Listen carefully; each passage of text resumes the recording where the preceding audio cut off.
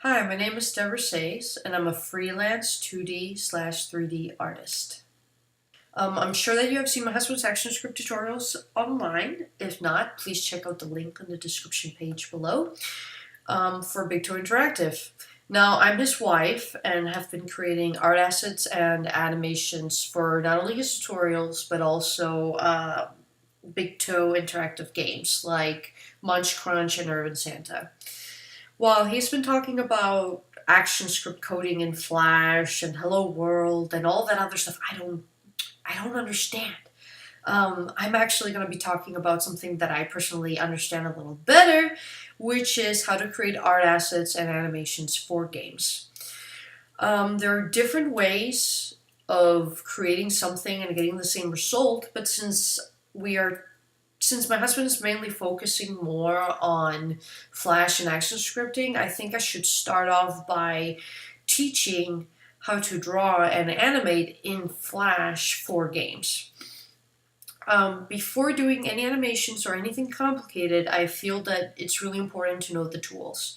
So the first couple of tutorials are going to be the bare basics for those people that have never really touched anything like art related.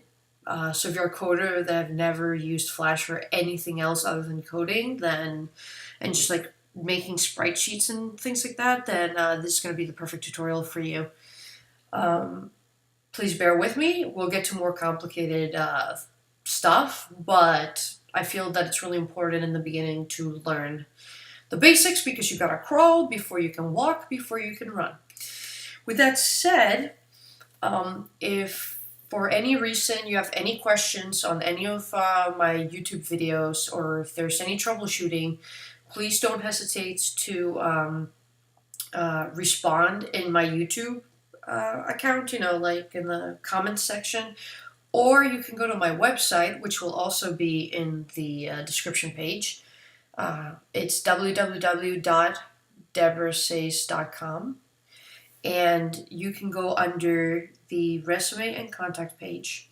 And there's my email here, and you can either write me an email or you can contact me literally here in the contact page. It's your choice. And make sure that if you have any questions or if there's anything else that you want to talk about, please don't hesitate to contact me. I would love to hear from you. If not, like I said, leave a comment in the YouTube video, and I will definitely be reading that and responding as soon as I can. With that said, I just want to quickly go to the art section and go to the sprite section and show an example of something that I've done, for example, Photoshop pixel art, which is right here. So here's one example. This was all done in Photoshop, and in the future I'll probably get to Photoshop tutorials and things like that. If people want to learn more about that, let me know. I always would love to hear what you guys want to actually learn, and I will do tutorials for that. This was animated in Spine, so I did a couple of animations here for this character. So that's a different program.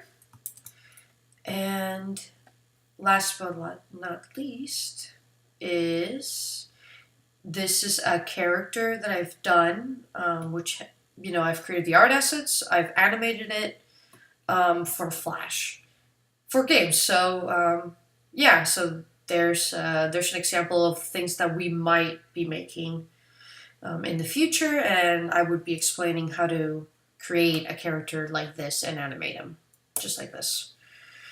A final example of another Flash-related example is, where is it? Right here. It's right here. Also made and animated in Flash, only has 10 frames. So yeah, let me know if there's any specific characters or any specific style you guys want to learn. Let me know. I would love to make a tutorial based on something that you guys would like to know more about. With that said, I hope you enjoy the tutorials, and let's get started.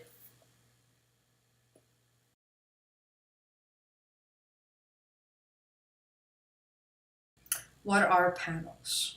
Well, panels are sections of your Flash interface that represent what you are creating, which means that if you take a look at the file here, you will notice there are different boxes. There's a box here, there's a box here, there's a box here, down here, up here, and even if you click this, you will see a box with information here and a box with information here, etc.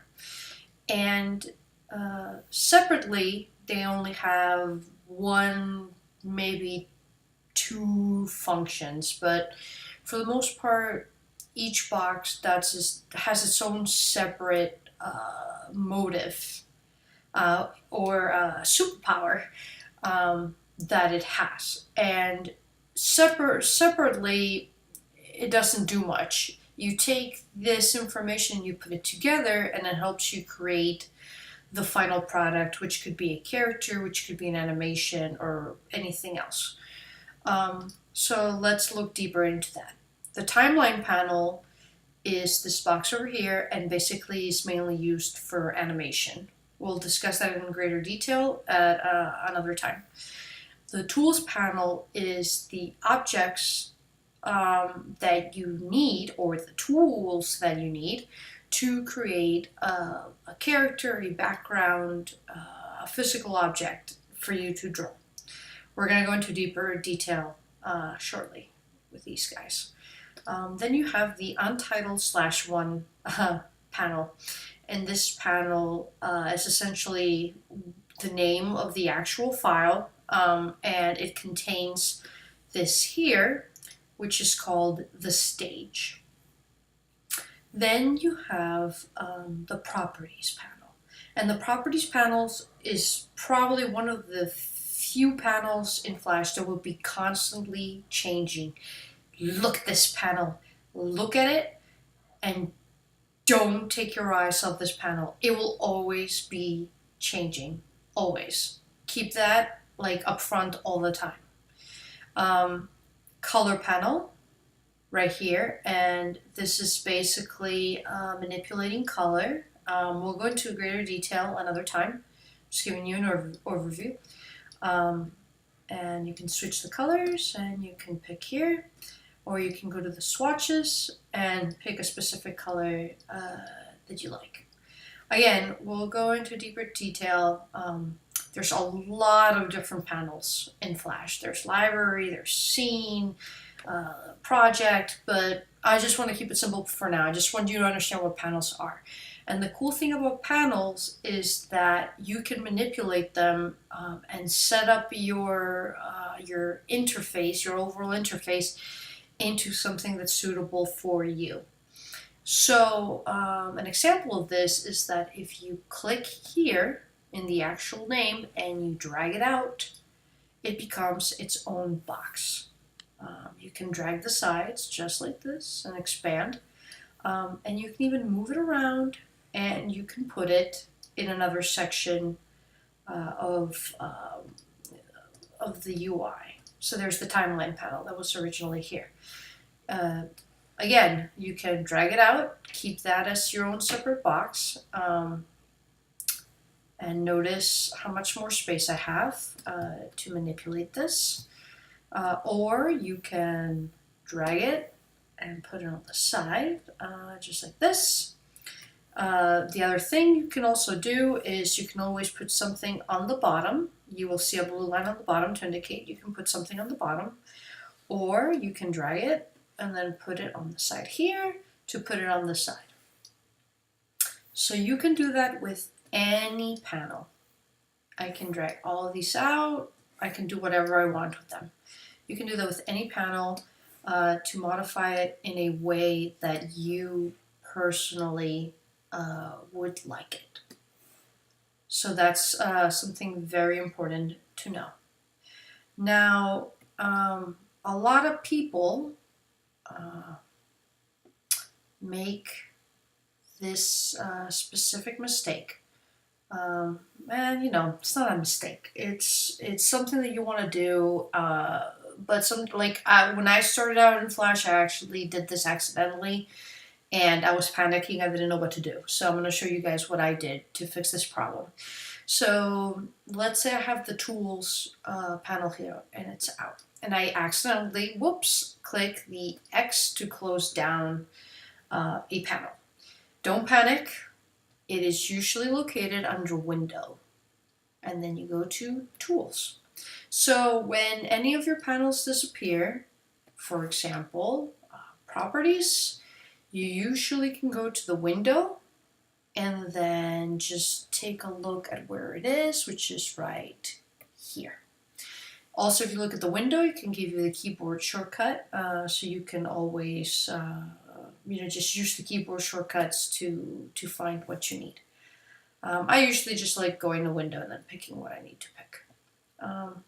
Also notice when you grab the properties, you can move left and right, and you can see that the other panels move accordingly, so you can put that on the top, in the front. So modify it in any way that you like, and see what is best for you.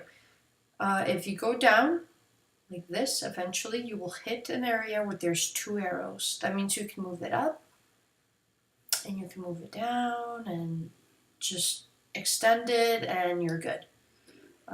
That's if you want a little more flexibility. So like this tools took too much of my space, so just move this up like this and you are good. With this said, let's say that you personally like how you've set up your interface. If you go to Window and Workspace, you can see that there are a lot of different options. There's the Animator, the Classic, the Debug, Designer, Developer, Essentials, and Small Screen. These guys are different setups that you can change. So let me click on the Animator. And if you notice, Flash sets it up in a way that it will basically change it to whatever you're doing. So this is the classic setup. You can do the debug for programmers, I'm assuming.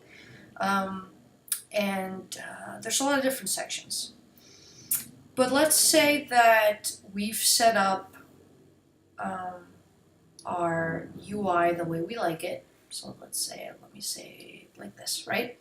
And we want to save this particular interface. Well, we go to Window, and then we go to Workspace, and then we go to New Workspace. And then you write the name of the workspace. So we're gonna name it Drawing 2, for example. And you go OK. Well, now, if you notice, when we go to Window Workspace, there's my 2 other objects, and then there's Drawing 2, the one that we did. And then what you can do is you can manage the workspace. And let's say I do not want my old workspace, which was Drawing 1, anymore. I go here, and you can either rename or delete, but we want to delete. So we're going to press delete, and it tells you, are you sure? And you press yes. And you go, OK. Now, let's say it's a pain to just go Window Workspace and then find your workspace. You can also go up here, which tells you the current workspace you're working in, and change it.